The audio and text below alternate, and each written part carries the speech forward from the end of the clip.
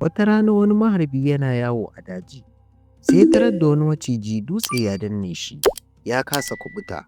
Da macijin nan ya ga maharbin nan sai ya dube shi, ya ce, “Ya kai wannan bawan Allah, idan kana ƙaunar Allah da manzansa, ka taimake ni ka kuɓutar da ni kada na mutu.” Maharbi ya dubi maciji ya ce, “Ba wai na kuɓutar da kai nake gudu ba, halinku na halittar duniya nake jin tsoro, a muku rana ko kuma ku yi wa mutum dare.” Maciji ya lanƙwasar da kai ya ce, “Subhanallahi, bawan Allah, ta yaya zan maka wannan mummunan sakayyan? Allah ya sawwaƙa.”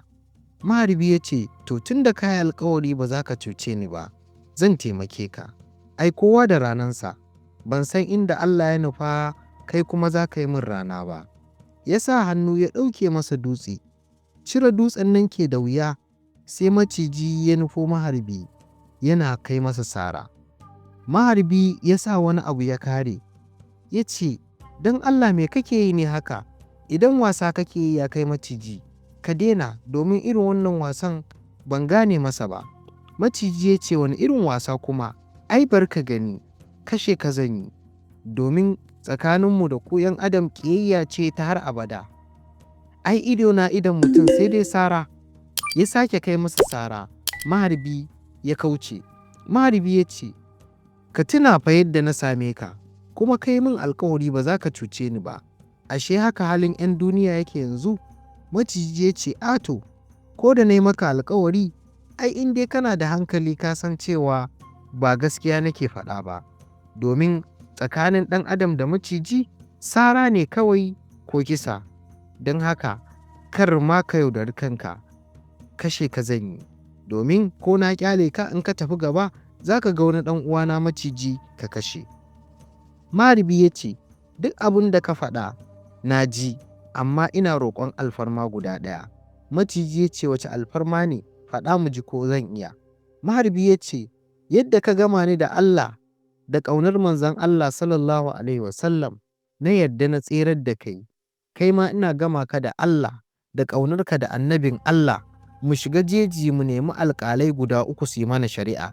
Idan dukansu sun yarda cewa na cancanta ka kashe ni, shikenan sai ka kashe ni.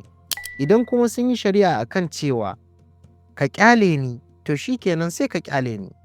Maciji ya ce ya yarda, ya ce, “In dai namun dawa ne, ai duka ba za su ba da goyon bayan a ƙyale maharbi mai kashe su ba.” Da maharbi ya ji haka, ya ce, “To shikenan, mu shiga mu nemi alƙalai waɗanda za su yi mana alƙalanci. Duk waɗanda muka fara haɗuwa da su, su ne za su yi mana alƙalanci.” Da maciji da maharbi suka kama hanya suka shiga jeji. Suna cikin tafiya sai suka gamu da wani tsohon doki. Maharbi ya tare shi ya bayyana masa halin da suke ciki shi da maciji, kuma ya tambaye shi abin da yake gani akan wannan lamari. Doki ya ce, “Af, ni ai babu abin da nake gani, face kawai maciji ya sare ka ya kashe ka. Ai ku mutanen yanzu idan an yi muku rana sai kun yi dare wa mutum. Ni lokacin da nake da ƙuruciyana ina da samartakana da ƙarfina, a wajen wani baturin mutum nake. Haka nan zai sa ni tsere, in yi ta gudu yana buguna, in samo masa kuɗi masu tarin yawa.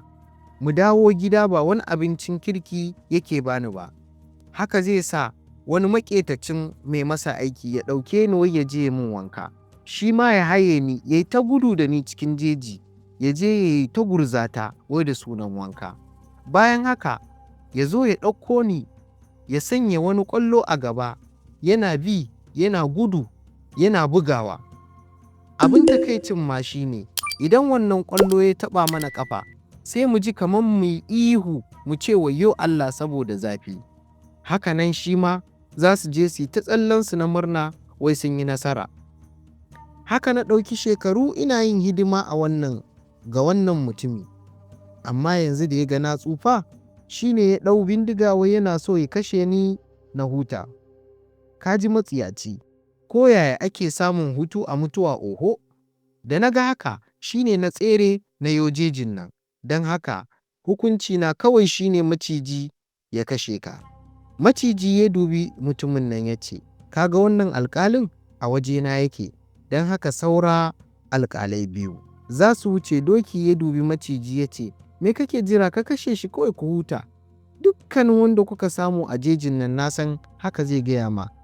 Maciji ya ce kyale shi dai bari mu samu alƙalai biyu. Shi kuma mutumin nan sai inna lillahi wa inna ilaihi raji'un yake ta maimaitawa. Nan dai suka wuce suka ci gaba da tafiya. Can sai suka hango wani guri a saman itace. Maciji ya sa baki ya kira shi.